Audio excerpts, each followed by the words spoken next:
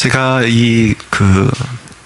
지금 한국 교회의 흐름을 보니까,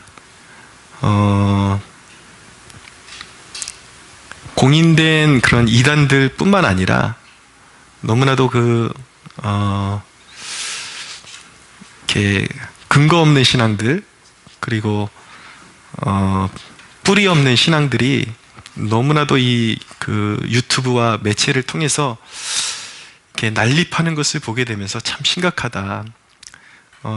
단순히 신천지 같은 그런 세력들만 우리 성도들에게 위협이 되는 것이 아니라 신앙의 기초가 없는 그러한 우리 개신교인들의 현재 신앙 자체가 너무 신앙의 근간이 없고 뿌리가 없어서 굉장히 위험하다라는 것을 제가 인식하게 되었습니다. 그래서 우리 성도들에게 다시 정통 신학의 뿌리로 돌아가는 것이 교리 교육을 반드시 시켜야 되겠다라는 그런 생각을 가지게 되었습니다. 교리가 있어야 견고한 신앙을 가질 수가 있고, 교리가 있어야 참된 신앙이 아닌 것들에 대해서 참된 신앙이 아닌 것들에게 유혹을 받지를 않게 됩니다. 그런데 제가 이 중보 모임을 통해서 여러분들에게 이제 한 주 한 주 토막토막 이렇게 중요한 교리들을 이렇게 순차적으로 좀 이렇게 정리해 드리려고 합니다. 그래서 유튜브로 보시는 분들도 함께 유익을 얻을 수 있게 제가 이 설교를 기획을 하게 되었습니다.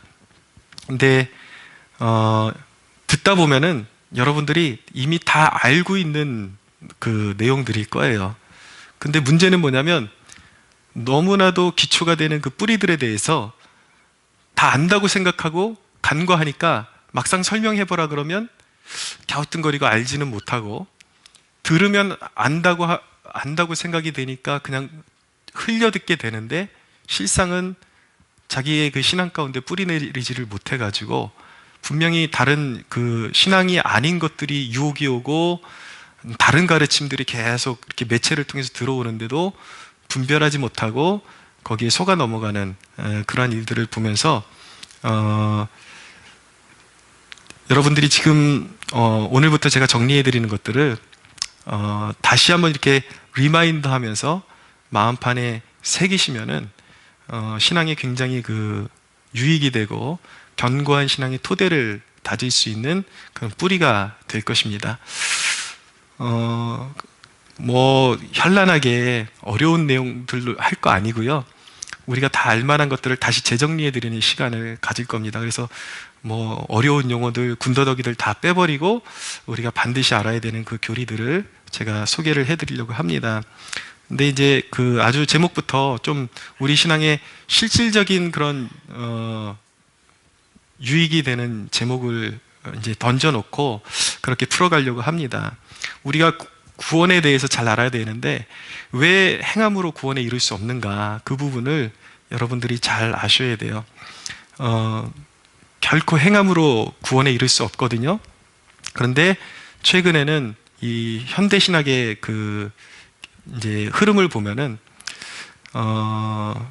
믿음도 가져야 되지만 행함으로 구원받는다라는 그런 메시지들이 이제는 거의 대세가 되어가고 있습니다. 근데 이것은 종교개혁의 구원론을 왜곡시키는 흐름이거든요. 그래서 우리는 종교개혁 정신을 그대로 잘 이어받아서 올바른 구원관이 무엇인지를 알아야 되는 것이죠. 먼저 우리가 첫째로 인간이 어떻게 파괴되었는지 살펴보기를 원합니다. 처음에 지어진 인간은 완전한 자유의지를 가지고 있었습니다. 무엇이든지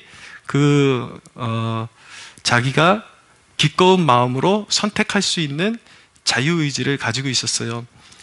첫사람 아담과 하와에게는 불순종은 존재하지 않았지만 불순종할 수 있는 가능성은 열려 있었습니다. 이상하게 들리실지 모르겠어요. 왜 그런 위험한 상황으로 하나님이 인간을 지으셨을까? 그것은 하나님께서 인간의 완전한 자유의지 가운데 억지가 아니라 하나님이 지으신 그 인간이 기꺼운 마음으로 하나님을 순종하고 따르는 것을 기뻐하셨기 때문에 그가 다른 길을 선택할 수 있는 가능성이 열려 있음에도 불구하고 하나님께서 인간에게 완전한 자유의지를 허락해 주셨다라는 거예요. 그것은 하나님이 주신 선물이었거든요. 그런데 이런 가운데 이 자유의지를 틈타서 이제 뱀이 사단의 그런 그 사주를 받아서, 그러니까 뱀은 이제 그 사탄의 이제 어떤 사탄의 존재를 의미하는 것이거든요. 이 뱀이 하와를 꾀이죠. 유혹을 합니다. 그런데 이 하와가 뱀의 꾀임에 빠지게 되었습니다.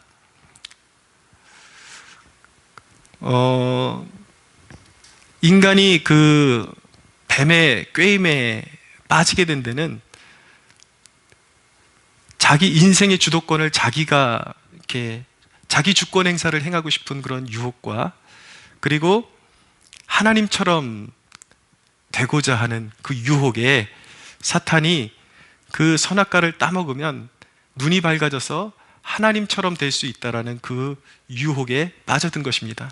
그래서 인간이 하나님의 간섭을 받지도 않고도 더 뭔가 자유롭게 자기 인생을 자기가 주도권을 행사하고 하나님처럼 될 수 있다라는 그런 잘못된 야망에 타협을 해버리면서 죄가 인간에게로 들어오게 된 것입니다. 그래서 그 인간의 타락의 그 근저에는 교만이라는 것이 깃들어 있는 거예요. 하나님처럼 되고자 하는 마음, 자기 인생의 주인을 자기가 주권자가 되고 싶어 하는 그 유혹에 사탄이 그렇게 꾀었고, 하나님의 명령을 어기고 선악과를 먹으면 그렇게 될 수 있다라고 꾀었고, 인간은 거기에서 동조를 하고 사탄의 꾀임에 빠지게 되는 것입니다. 그렇게 인간이 죄를 범하게 되고 그 결과로 하나님의 명령을, 하나님의 계명을 저버린 대가로, 죄의 대가로 인간에게 어떤 증상들이 나타나기 시작했는가? 첫째는 죄를 지은 인간이 하나님을 피하기 시작했습니다. 원래 하나님이 사람을 지으셨을 때는 너무나도 아름다운 피조물로 지으셨거든요. 하나님과 같이 생각하고 하나님과 함께 동산을 거닐고 묵상하고 하나님과 함께 영원히 죽지 않는, 그리고 완전한 존재로 지어졌는데 죄가 들어오면서 갑자기 인간이 하나님을 피하기 시작해요. 하나님과의 관계에 금이 간 것입니다. 말씀을 좀 찾아서 읽어드리겠습니다. 창세기 3장 8절에 10절에 보면, 그들이 그날 바람이 불 때에 동산에 거니시는 여호와 하나님의 소리를 듣고 아담과 그의 아내가 여호와 하나님의 낯을 피하여 동산 나무 사이에 숨은지라. 여호와 하나님이 아담을 부르시며 그에게 이르시되 내가 어디 있느냐? 이르되 내가 동산에서 하나님의 소리를 듣고 내가 벗었으므로 두려워하여 숨었나이다. 하나님께서 물으시죠. 누가 너의 벗었음을 너에게 알려 주었느냐? 라고 물으십니다. 죄를 범하고 나니까, 인간이 죄에 빠지고 나니까 갑자기 수치심이 들어옵니다. 이전에는 인간이 벗은 몸으로 지내도 너무나도 그것이 자연스럽고 하나님과의 관계 속에서 너무나도 자연스러운 것이었는데, 죄를 범하고 나니까 자신들이 벗은 것을 알게 되고 굉장히 수치스러운 존재들이라는 것을 그들이 느끼기 시작해요. 자각하기 시작해요. 그러면서 죄책이라는 것이 들어옵니다. 죄책감. 그러니까 우리가 아담의 후예들이다, 아담과 하와의 후예들이다라는 것을 알 수 있는 것이 무엇이냐면, 하나님을 알지 못하는 사람들의 그 마음 가운데도 죄를 범하면 이상하게 하나님이 두려운 마음이 들고, 그리고 수치감, 내가 왜 이러지? 그리고 그 죄책감에 시달리는 것이 왜 그런 증상이 일어나게 되는가? 첫사람 아담과 하와가 그렇게 죄를 범했고 그런 죄의 결과 속에 빠졌기 때문이에요. 그 이유는 우리가 아담과 하와의 죄의 유전자를 가지고 있기 때문에 우리도 모르게, 왠지는 모르지만 본성상 무언가 잘못한 것이 있으면 수치스러움을 느끼게 되는 것이죠.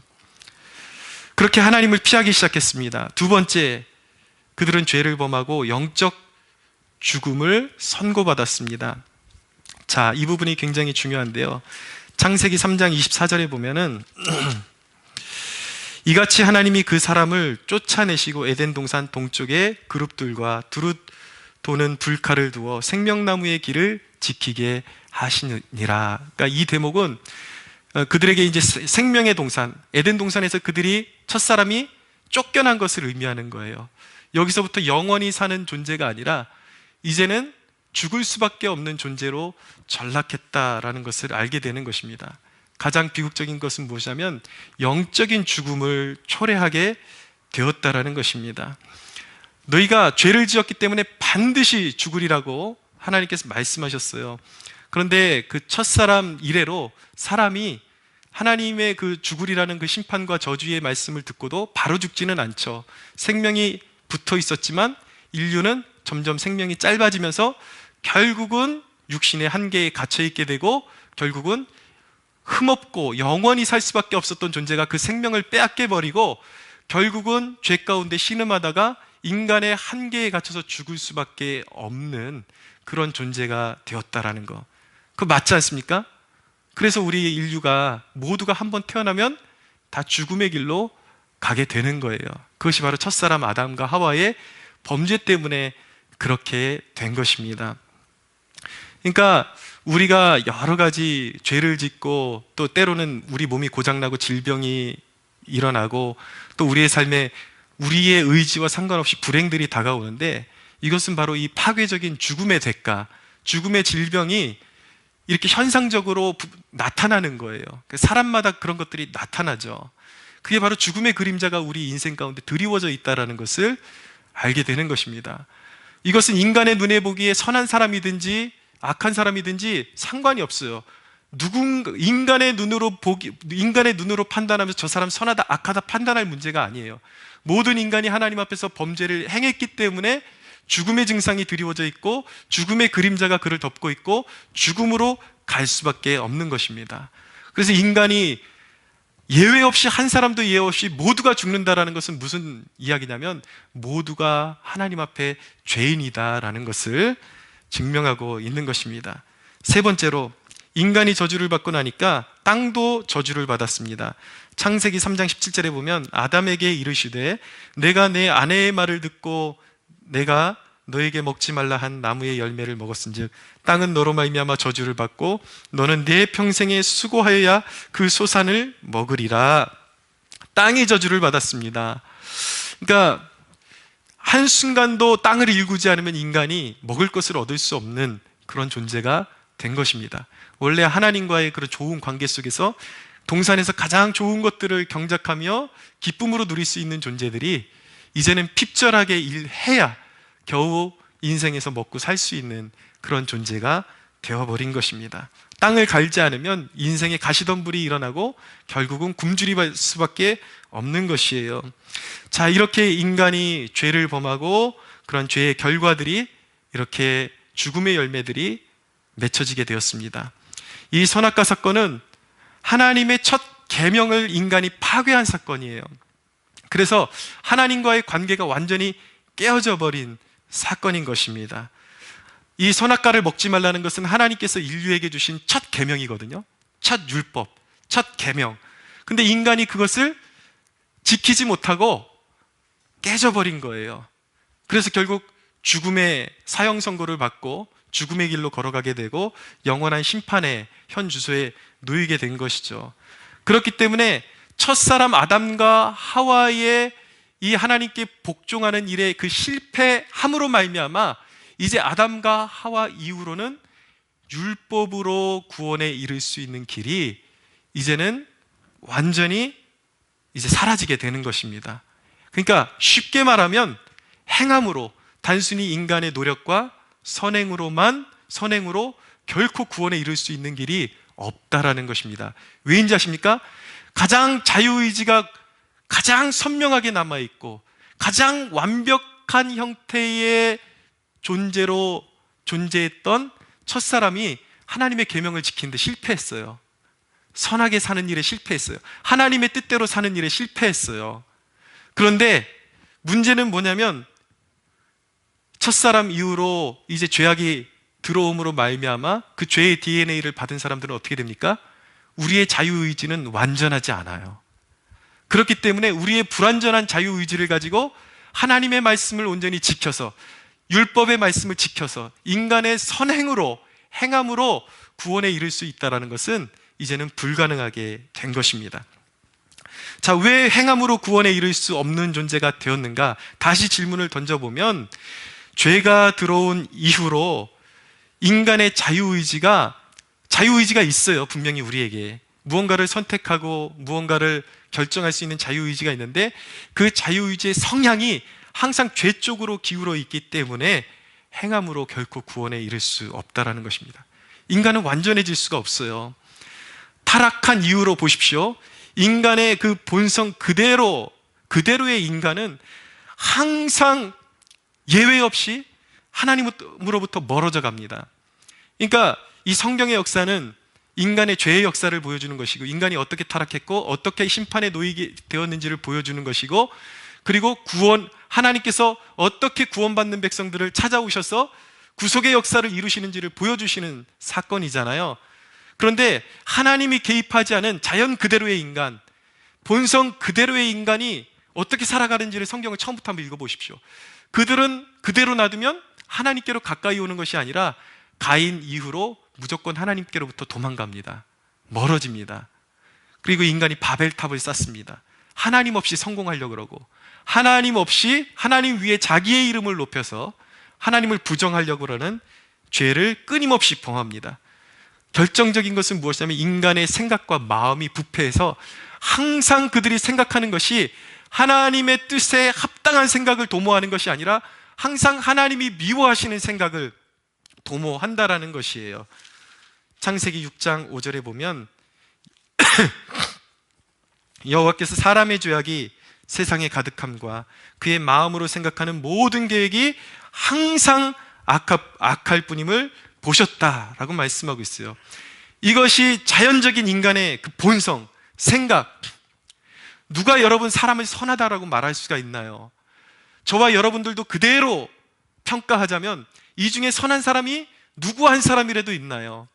여러분들 밖에서는 대외적으로 인간이 하나님의 형상으로 지어졌기 때문에 도덕적인 그런 양심이 있어요. 그래서 사람들 앞에서는 착하게 보이고 무언가 선하게 보이려고 노력하는 부분은 있지만 자기만이 아는 세상이 있는 거예요.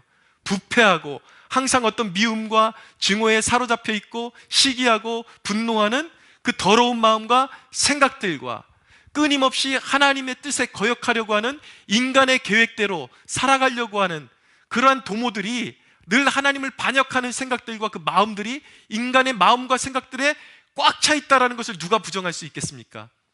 하물며 목사인 저도 제가 제 마음을 늘 기경하고 한순간이라도 가꾸는 것을 포기하면은 가시덤불이 차는 것을 순식간에 느껴지는데요. 하물며 거룩한 인간, 거룩한 성도라 하는 그 누군가도 예외 없이 기도할 때는 뜨겁게 믿음으로 부르짖었다가 나가면서 의심하고, 나가면서 하나님을 의심하고, 나가면서 미운 사람을 떠올리고, 불행한 것들을 떠올리고, 이것이 무엇입니까? 인간이 고장났단 말이에요. 마음 자체가 선한 것이 있는 것 같은데 부패한 쪽으로 기울어 있다는 것이 문제인 것입니다. 여러분, 우리가 인간의 자유의지가 과연, 이 대목을 제가 왜 말씀드리냐면, 많은 지금 현대의 그런 신앙적인 가르침들 가운데 인간이 자기의 자유의지를 가지고 하나님을 그냥 선택하면 되고 착하게 살아서 하나님을 그냥 믿고 자기 노력으로 착하게 살면, 자유의지를 사용하면 구원에 이를 수 있다라는 그러한 뉘앙스의 가르침들이 너무 팽배하기 때문이에요. 그러나 여러분, 그것은 잘못된 가르침입니다. 기독교의 정통적인 가르침이 아니에요. 예수님이 가르쳐주신, 하나님이 성경의 저자들을 통해서 우리에게 계시해 주신 구원의 방식이 아니에요. 우리가 자유의지에 대해서 잘 이해하려면 기독교 역사에 있었던 어거스틴이라는 사람과 펠라기우스라는 사람의 논쟁에 대해서 잘 알아야 됩니다. 이거는 우리가 기독교 역사를 이해하고 이 구원론에 대해서 논할 때마다 끊임없이 나오는 그런 논쟁에 대한 주제예요.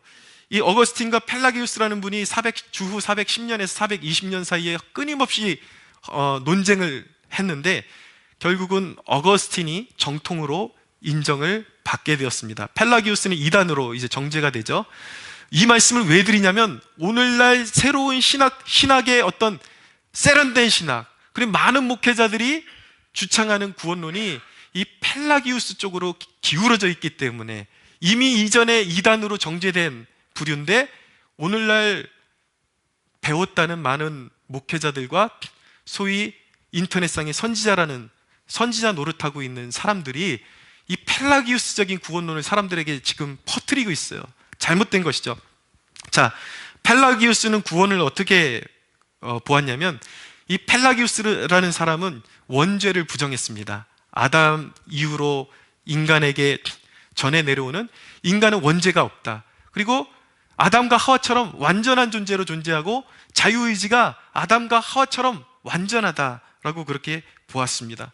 그래서 그 자유의지를 가지고 선과 악을 선택할 수 있는데 자기의 의지를 선을 선택하면 선의 보응을 받고 악을 선택하면 악의 보응을 받는다라고 그렇게 보았어요. 그래서 구원도 이 사람은 예수님의 모범적인 삶과 도덕적인 가르침을 모방하고 자기 의지를 발휘해서 예수님의 삶을 따라하면 공적이 쌓이고 그 공적으로 말미암아 의롭다함을 얻고 구원에 이른다라고 그렇게 주장을 했습니다. 근데 여러분, 이것은 잘못된 거예요. 이것이 왜 잘못됐는가? 인간의 현재의 상태를 전혀 이해하지 못했기 때문에 행함으로 구원받을 수 있다는 부류들, 믿음도 필요하지만 인간이 행함이 있어야, 행함의 조건이 갖춰져야 구원에 이를 수 있다라고 말하는 사람들은 인간의 본질적인 상태를 얼마나 고장났는지를 모르고 있기 때문에 그런 주장을 하고 있는 것입니다. 여러분, 펠라기우스 주장은 잘못된 거예요. 그러나 어거스틴이라는 분은 구교 신교를 막론하고 이 개신교, 기독교 신학의 정수로, 그러니까 조상쯤으로 그렇게 취급하는 분으로 보시면 되겠습니다. 이분은 원죄를 인정을 합니다. 인간이 태어날 때부터 죄인으로 태어난다라는 거예요. 인간의 지금 상태가 죄에 빠져 있기 때문에, 원죄에 붙잡혀 있기 때문에 구원에 이르는 능력을 완전히 파괴당했다라고 그렇게 보았습니다. 그러니까 인간 자체로는, 자기 노력으로는 구원에 이를 수 있는 길이 완전히 막혀버린 것입니다. 이 사람이 지금 인간의 그 자유의지의 상태를 어떻게 이렇게 예를 들었냐면, 여러분들 천칭 아시죠? 저울, 양쪽에 이렇게 접시가 달려있는 저울. 근데 여기 선이 있고 여기 악이 있다 그러면 고장난 인간의 천칭의 그 무게는 어떻게 되어 있냐면, 중심추가 이미 악 쪽으로 심하게 이렇게 기울어져 있는 거예요, 무게추가. 근데 이게 이쪽에 선을 올려놓는다 그래서 이게 이렇게 바뀌는 것이 아니라 고장난 추예요. 아무리 선을 올려도 이 무게감이 조금 요동은 하는데 선 쪽으로 기울어지는 것이 아니라 악 쪽에서만 왔다 갔다 이런 식으로 고장나 있다라는 것이죠. 인간의 자유의지. 여러분, 저는 솔직히 예수님 만나고, 인격적으로 만나고 거듭나고 나서 이 어거스틴을 비롯해서 이 종교개혁자들 마틴 루터나 존 칼빈이나 그 정신을 이어받은 청교도들의 서적을 읽을 때마다 깜짝깜짝 놀랍니다. 이들의 신학이 그냥 구태의연한 책상에서 나온 신학이 아니라 진짜 성경을 인격적으로 경험하고 회심을 경험한 사람들의 그런 사람들의 연구의 결과라는 것을 깨닫게 되었어요. 제가 정말 그런 것을 경험했거든요. 구원받기 이전에, 하나님이 내 삶 가운데 개입하기 이전에 내 삶은요, 자유의지가 있는데 하나님의 뜻대로 살고 싶어서 살 수가 없어요. 오늘 조금 착한 척 했다가 내일 또 죄악에 떨어지고 나쁜 생각하고 나쁜 친구들과 어울리고 늘 그것이 반복이거든요. 왜입니까? 인간의 자유의지가 있긴 있는데 악쪽으로 심하게 기울어져 있기 때문이에요. 그래서 어거스틴은 이것을 어떻게 표현했냐면 포로된 자유의지다라고 그렇게 표현을 했던 것입니다. 자유의지가 있긴 있는데 구원에 이를 수 있을 만큼 인간이 스스로 하나님을 선택하고 하나님께 복종할 정도의 자유의지가 없는 거예요. 죄 안에서만 자유의지를 발휘할 수가 있는 것이죠. 그래서 하나님의 형상이 심하게 파괴된 인간에게는요, 항상 낮과 밤 같은 면이 있습니다. 최근에 이 나라에서 가장 신사적인 언론인으로 정평이 나 있는 뉴스 앵커가 있어요. 이 사람이 어느 과천 주차장에서 뭔가를 하다가 차를 들이받고서 뺑소니를 쳤는데, 그것이 이제 가시화돼 가지고 그것을 이제 기사화 시키려는 그 후배 기자에 대해서 이제 뭔가 좀 비리가 있었어요. 그러니까 그걸 가시화 시키고 기사화 시키려니까 그 후배 기사를 회유도 해보고 안 되니까 이 나라에서 가장 젠틀한 앵커로 소문나 있는 사람이 이 쌍욕을 막 내뱉는 게 녹음이 돼 있는데, 그대로 어록이 정말 걸쭉하게, 욕을 어쩜 그렇게 잘하는지 몰라요. 정말 너무 막 진짜 현란하게 욕을 구사하는데, 와, 저 사람이 정말 저런 사람이었나 싶을 정도로. 근데 여러분, 그 사람의 문제만이 아니라 모든 인간이 낮과 밤 같은 이런 면이 있다라는 거예요. 사람들 앞에 나타날 때는 어디 중견 기업의 아주 괜찮은 회장일 수도 있어요. 정치인일 수도 있어요. 목사일 수도 있어요. 아주 인격적으로 탁월한 무슨 자선 사업가일 수도 있어요. 근데 인간이 대중 앞을 떠나서 자기 혼자만 있을 때는 항상 이상한 짓을 하더라는 것이죠. 멀쩡한 사람인 줄 알았는데 혼자 있을 때는 자괴감이 빠져서 자살을 생각해요. 누군가의 증오에 빠져서 끊임없이 누군가를 미워하고 헤어나오지를 못해요. 자기 혼자 있을 때 막 욕설도 내뱉어요. 사람들이 없는 그곳에는 사람들에게 막대하면서 욕설도 함부로 해요. 인간의 그런 어두운 면이 있다는 것입니다. 아주 신사적으로 생겼는데 음란의 중독에 빠져 있고 알코올 중독에 빠져 있고, 이것이 인간의 현실이라는 것이죠. 무엇 때문에? 인간이 선하긴 뭘 선해요? 여러분, 가장 인간에게 보편적인 거짓말이 무엇이냐면 저 사람은 법 없이도 살만한 사람이라는 것. 그것이 얼마나 거짓말인지 아십니까? 인간은 부패했어요. 인간은 노력으로 구원에 이를 수 없어요. 인간은 죄인이에요. 인간은 죄에 빠진 상태로 태어나요. 인간은 죄인인 상태로 태어나요. 인간은 죄 안에서만 자유로워요. 금방 착한 척했다가 금방 죄악으로 빠져들어가요. 그것은 무엇입니까? 죄인이라는 증거인 것입니다. 여러분, 자기가 아무리 나 죄인이 아니라 그래도 소용없어요.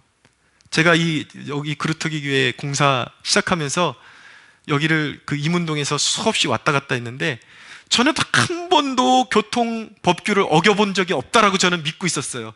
어느 날 보니까 세상에 7만 원짜리 딱지가 날라왔어요. 해화동 로타리에서. 보통은 우회전은 그냥 눈치 봐서 하거든요. 근데 거기에는 그 법규가 있었다라는 것을 제가 몰랐어요. 나중에 보니까 여기 왜 걸렸지 보니까 절대 파란 신호가 들어오기까지는 우회전 전용 신호등이 있었던 거예요. 전 그걸 못 봤죠. 근데 저는 그걸 못 봤다 그래도 소용없어요. 법이 그렇게 정해놨기 때문이에요. 우리가 이런 존재라는 거예요. 아무리 나는 전도할 때 사람들이 흔히 하는 말이 뭔지 아십니까? 나는 법 없이도 살 수 있어요. 난 누구에게 그렇게 죄를 저질러 본 적이 없어요. 그건 지 생각이고 하나님 생각은 다르다라는 거예요. 법이라는 것은 그런 것입니다. 내가 인정하든지 않든지 내가 무의식 중에 그 법을 어긴 게 그대로 증거로 남아있는 거예요. 여러분, 하나님 앞에 조금이라도 죄를 지은 그 모든 것들이, 법이라는 것은요, 내가 얼마나 한 가정에서 착한 아빠로 사는지는 법은 그런 거에 관심 없어요. 내가 하나라도 교통법규를 어기면 페널티를 부과하는 거예요. 그게 법이에요. 그런데 여러분, 인간이 율법을 지킴으로, 그리고 행함으로, 단순히 행함으로, 선행으로 구원에 이를 수 있다라는 이 믿음이 얼마나 헛되고 악하기까지 한 생각인지, 자기가 얼마나 악한지 모르는, 자기의 죄를 가리는 생각인지 깨달을 수가 있어야 하는 것입니다. 할렐루야. 그래서 로마서는 인간에게 단호하게 선언합니다. 우리가 알거니와 무릇 율법이 말하는 바는 율법 아래에 있는 자들에게 말하는 것이니 이는 모든 입을 막고 온 세상으로 하나님의 심판 아래에 있게 하려 함이라. 그러므로 율법의 행위로 그의 앞에 의롭다 하심을 얻을 육체가 없나니 율법으로는 죄를 깨달음이니라. 여러분이 아무리 몸부림쳐서 착하게 살라 그래도 구원 얻을 수 없어요. 진짜 구원받고 싶으십니까? 그러면 여러분들 자체를 포기해야 돼요. 여러분들 안에 선한 것이 없다라는 것을 인정해야 돼요. 법을 지켜서 구원받는다라는 건 어불성설이에요. 법은 항상 고소하는 거예요.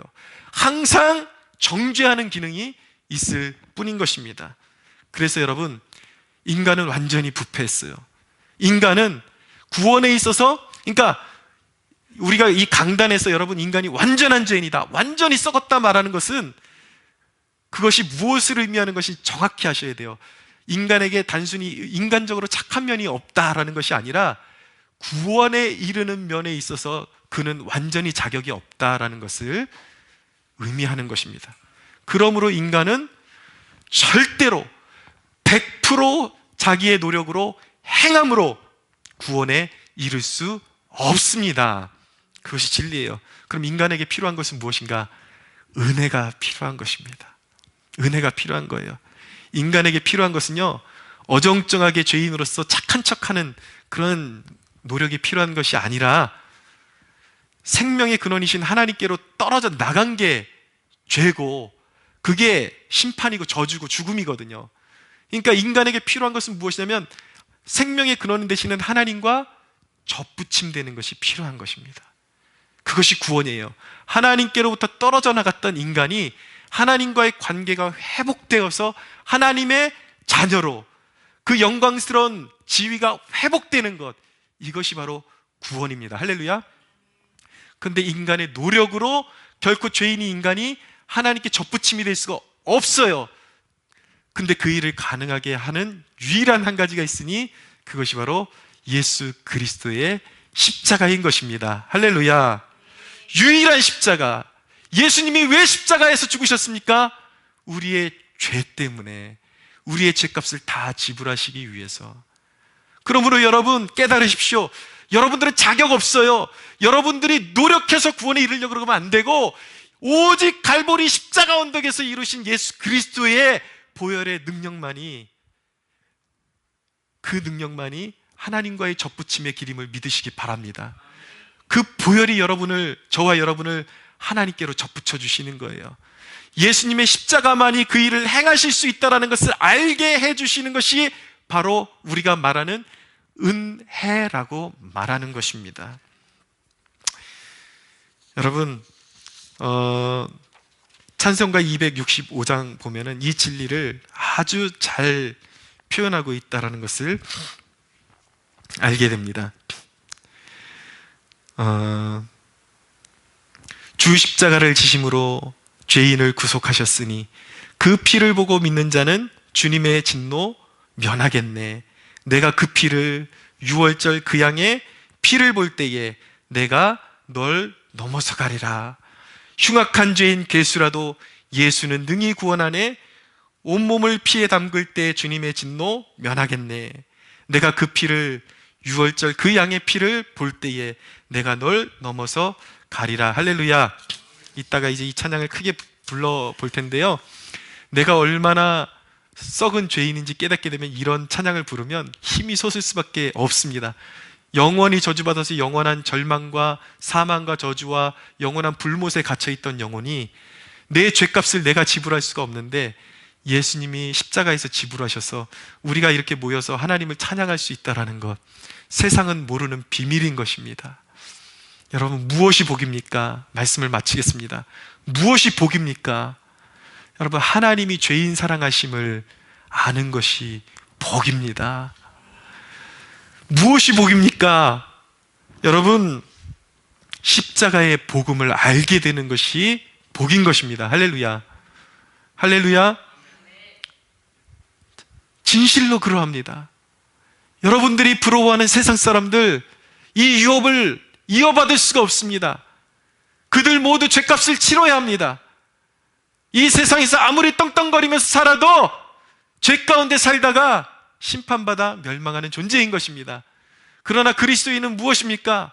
변변한 것 하나 없어도, 남이 가진 것 하나 없어도 우리가 가진 것은 무엇입니까? 그 십자가의 보혈로 말미암아 영원한 하늘의 유업을 우리가 얻게 되었다라는 것입니다. 할렐루야. 사랑하는 여러분, 그것이, 이 영적인 복이, 이 십자가의 은혜로 구원받은 것이 복 중에 가장 큰 복임을 믿으시고 영원토록 우리를 구원하신 하나님을 찬양하는 저와 여러분들 되시기를 예수 그리스도 이름으로 축복합니다. 우리 하나님께 영광의 박수 올려드리겠습니다.